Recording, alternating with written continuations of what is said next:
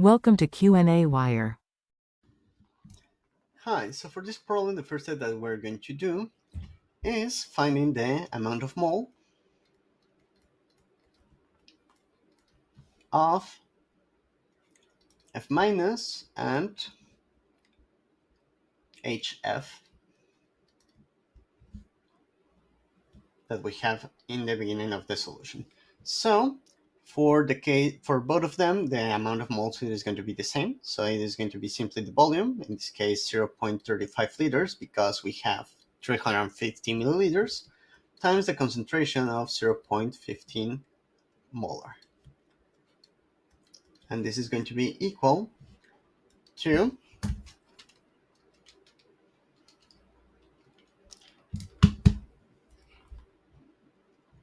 5.25 times 10 to the minus 2 moles.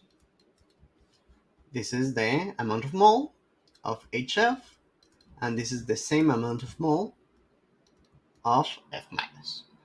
Next step that we are going to do is think about what is going to happen if I add a NaOH. That means that I'm adding OH minus ions.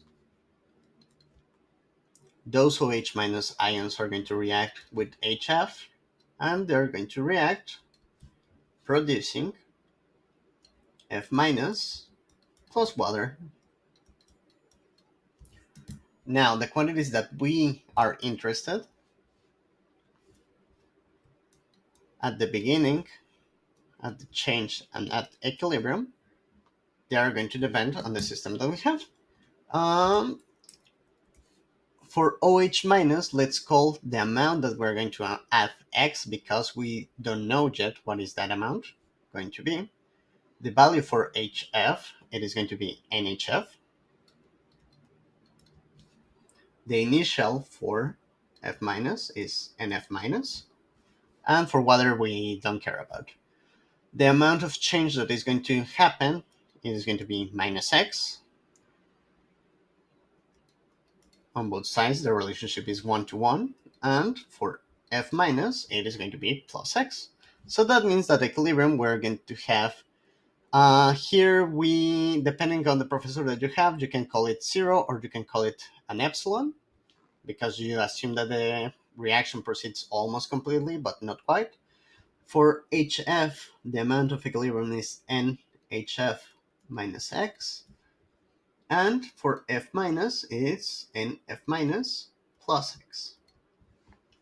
And these two are the quantities that we're going to be really interested in, because both of them depend on X, and that X is the amount that we wish to find. So now, the next step that we're going to do is take advantage of the Henderson-Hasselbalch equation. Remember that pH it is going to be equal to pKa plus the logarithm of the conjugate base divided by, in this case the conjugate base is F minus, divided by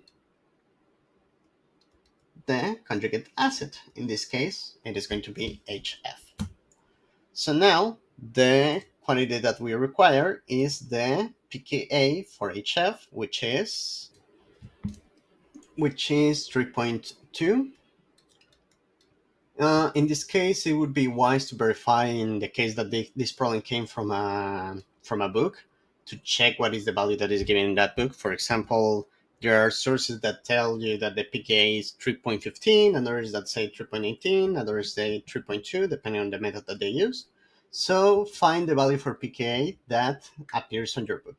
The one that I'm using here, it's going to be 3.2, which is the one that you can find directly on the internet. Okay? And the target pH that we're going to get, we want to have a pH equals 4. Okay? So, using this equation, we can subtract one side from the other.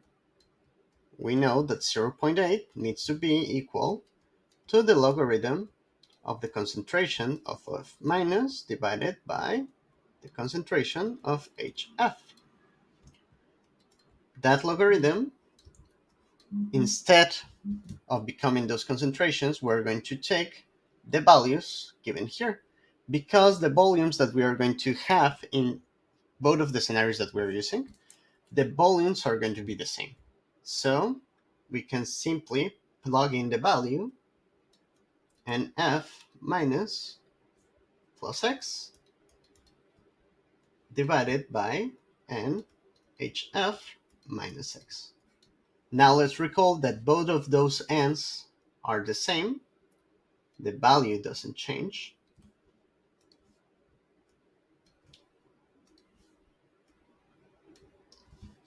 So this now becomes our equation. Taking both sides elevated to the 10, 0.8, this is going to give us n plus x divided by n minus x. After some algebra, this becomes n times 10 to the 0.8 minus 10 to the 0.8 times x. It is going to be equal to n plus x. We take all of the n's on one side and all of the x's on the other side, and we arrive at n times 10 to the 0.8 minus 1.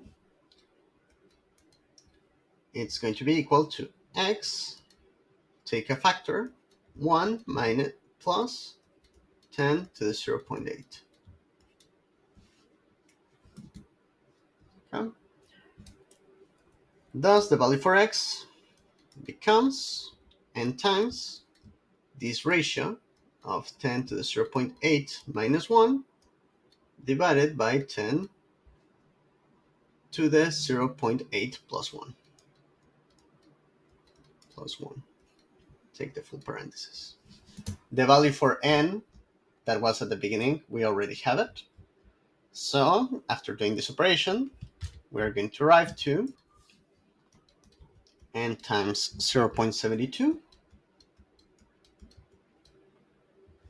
To be more precise, 7264. And the value for n, replacing the number that we have, 5.25 times 10 to the minus 2, gives us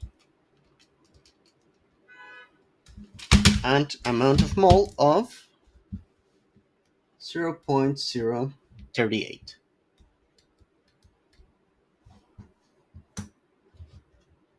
And this is going to be mole of NaOH. In this case, we're asked the amount of mass that was required. So in order to get it, we simply multiply this by the molar mass of NaOH. That is 40 grams per mole. So 40 grams per mole of NaOH multiplied by the amount of mole that we found, 38 mole. Moles and moles cancel, we end up with grams, and our result is 1.525 grams of NaOH. Now, for part B of the problem, the only thing that changes is the same volume of the buffer. Instead of being 0.15 molar, now it's 0.35 molars. So for part B, the only thing that changes is going to be n.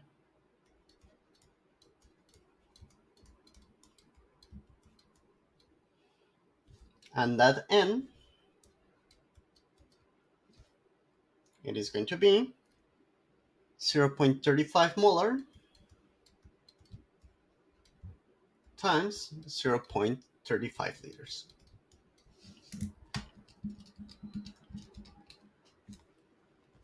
So n now is 0.1225 mole.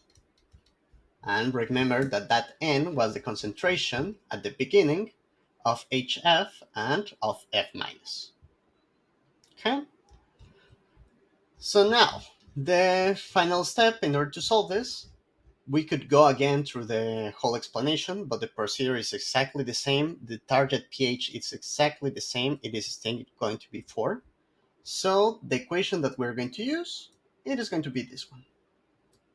And guess what? We already have it in a form that is suitable for us. So result, it is going to be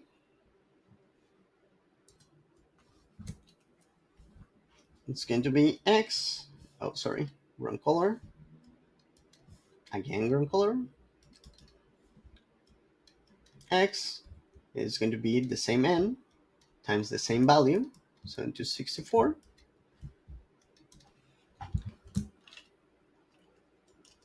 And this gives us 1225,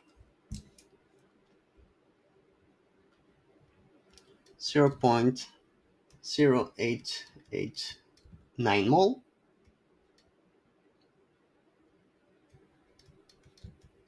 of NaOH. In terms of mass, we just multiply that value by 40. So 40 grams per mole times 0.0889.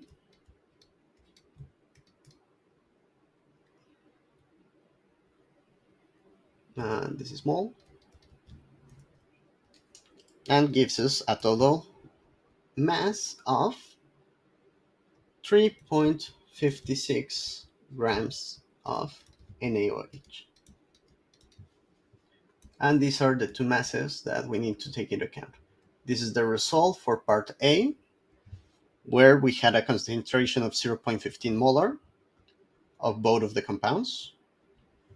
And this is the result for part B, where we have a concentration of 0.35 molar in both of the compounds. Now, maybe an extra question that the professor may ask you is what was the pH of the solution at the beginning? And simply using the Henderson-Hasselbalch equation, this one, and remembering that the concentrations were the same, you would know that the pH was equal to the pKa. Okay?